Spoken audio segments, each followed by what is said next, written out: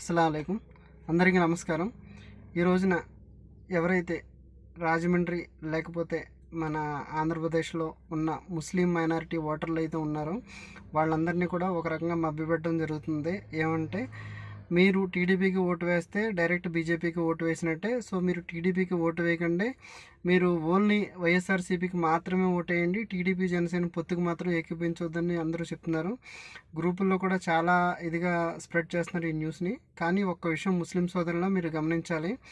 మనకి NRC CAA bill పెట్టినప్పుడు 22 మంది ఎంపీలు కేంద్రంలో బీజేపీకి సపోర్ట్గా ఓటు వేసిన విషయాన్ని మీరు మర్చిపోకూడదు.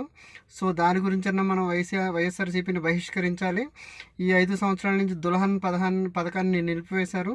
ముస్లిం మైనారిటీ మహిళలకి వచ్చే ఆ కొంచెం తోఫా అమౌంట్ని కూడా ఆపివేయడం జరిగింది. సో దాని గురించన్నా మనం ఈ వైఎస్ఆర్సీపీని ఓటు వేయకుండా మనం అడ్డుకోవాలి. నెక్స్ట్ ఇంకొకటి, విదేశీ విద్య పథకం ఆపేశారు. దాంట్లో కూడా చాలామంది ముస్లిం మైనారిటీ విద్యార్థులకు చాలా తోడుగా ఉండేది, దాన్ని కూడా ఆపేశారు. దాని గురించి కూడా మనం వైఎస్ఆర్సీపీకి ఓటు వేయకూడదు. ఇవన్నీ గమనించినట్లయితే ఈ రోజున కూడా పెద్ద మనుషులు రాజకీయ పరంగా లబ్ధి పొందాలనే కొంతమంది టీడీపీ జనసేనకి ఓటు వేయొద్దు, వైఎస్ఆర్సీపీకి మాత్రమే ఓటు వేయాలని చెప్తున్నారు. ఆ మాయ మాటల్లో పడి మీరు నమ్మి మోసపోకండి. కనీసం మీరు కొంచెం చదువుకుని ఉంటే పక్క వాళ్ళకి ఎడ్యుకేట్ చేయండి. మీరు మనకి మోసం చేసింది, మనకు ద్రోహం చేసింది వైఎస్ఆర్సీపీ పార్టీ మాత్రమే అన్న విషయం గుర్తుంచుకోవాలి.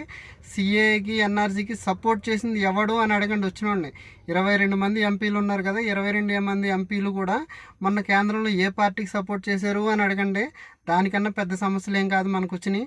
ఆ పెద్ద సమస్య వచ్చినప్పుడు ఈ నిలబడిన పార్టీలు ఈ ఓట్ల కోసం దీనికోసం వచ్చేసి మీకు అది ఇస్తాం ఇది ఇస్తాం, లేదంటే ఊరు చివరి ఎక్కడో మీకు చిన్నది ఇది కట్టుకోవడానికి, మీకు మదర్సా కట్టుకోవడానికి, లేకపోతే ఒక 20 సెంట్లు భూమి ఇస్తాం, ఈ అన్నిటికి లొంగొద్దు.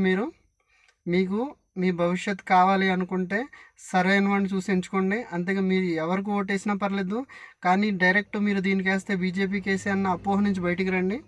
మీరు వైఎస్ఆర్సీపీకి వేసినా, టీడీపీకి వేసినా, జనసేనకి వేసినా ఈ 3 పార్టీలు కూడా బీజేపీ చేతుల్లోనే ఉన్నాయి. ఆ విషయాన్ని మర్చిపోవద్దు.